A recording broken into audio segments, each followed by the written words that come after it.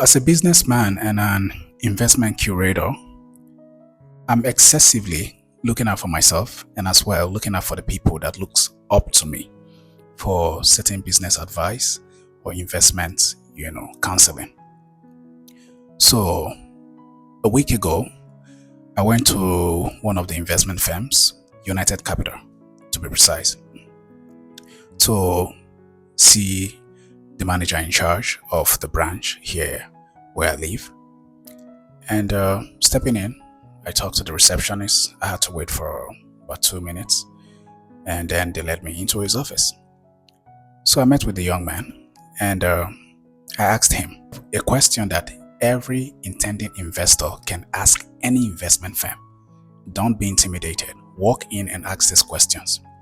So I asked him, what makes your business tick? You keep quiet. What makes you people the profit that you boast of and advertise yourself that people should come and invest with you? Are you serious?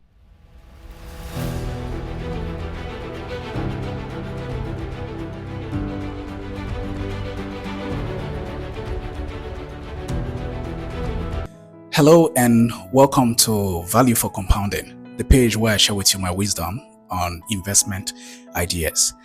Today I'm sharing with you 5 mutual funds where you can put your money into and maximize profit. If you have been following the page, I appreciate you, and if you're a new person in the page, please kindly go ahead and subscribe. This is a way of telling me thumbs up and that I should continue the good work. Thank you very much. So the first one is equity funds. What are equity funds? Equity funds are funds that primarily invest in stocks, also known as equities. When you invest in equity funds, you're putting your money in a pool with other investors, and a fund manager uses this pooled money to buy shares of various companies.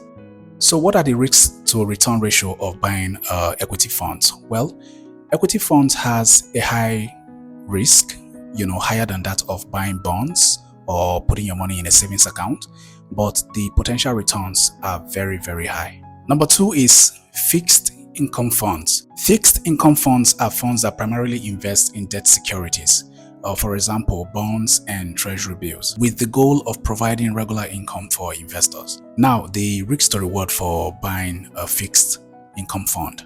Well, typically, fixed income funds has a lower risk compared to that of equity funds, but returns are also usually lower than that of equity funds. So the third is money market mutual fund. Money market funds are funds that invest in short-term, low-risk debt instruments. For example, treasury bills, certificates of deposits, commercial papers, and so on. So those are some of the options that a money market fund invests into. The risk of investing in a money market mutual fund is very low, but not zero. The reward is usually modest, higher than that of a savings account, but not as high as that of if you bought bonds or equity fund. Number 4 on the list is balanced funds. Balanced funds are mutual funds that invest in a mix of stocks and bonds.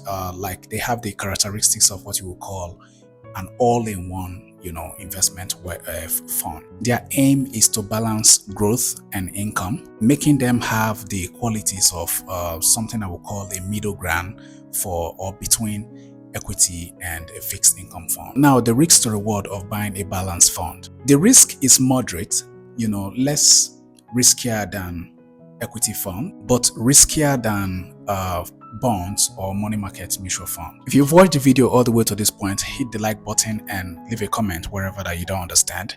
I'm going to share a different aspect of this particular thing that will be more detailed for anyone who doesn't understand. Fifth one is real estate fund.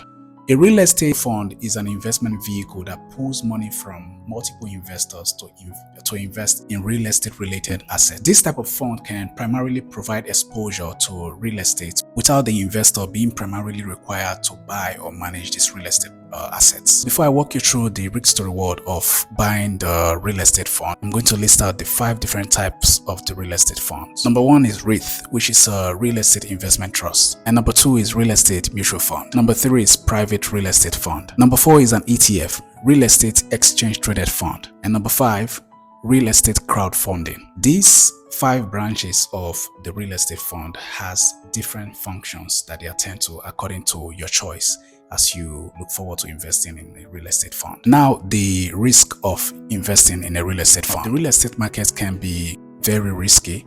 Yeah, because the value of properties can fluctuate. So buying the property today and they tell you it's worth 200 million, that's just buy it, and in 2 years time the value of the property would have doubled or increased by either 50 or 30%. Don't jump, because like the markets of stocks, it is also subject to volatility.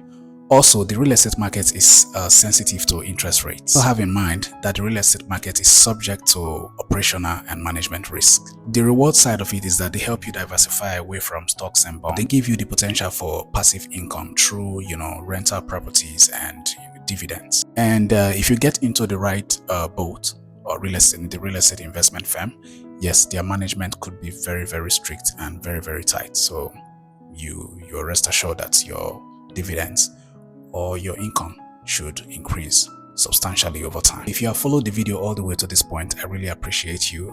Your time is not wasted. Use this information judiciously and wisely. Also do your own research before you make any wise investment decision. I said wise because I trust that you are. I'll see you in my next video. Bye.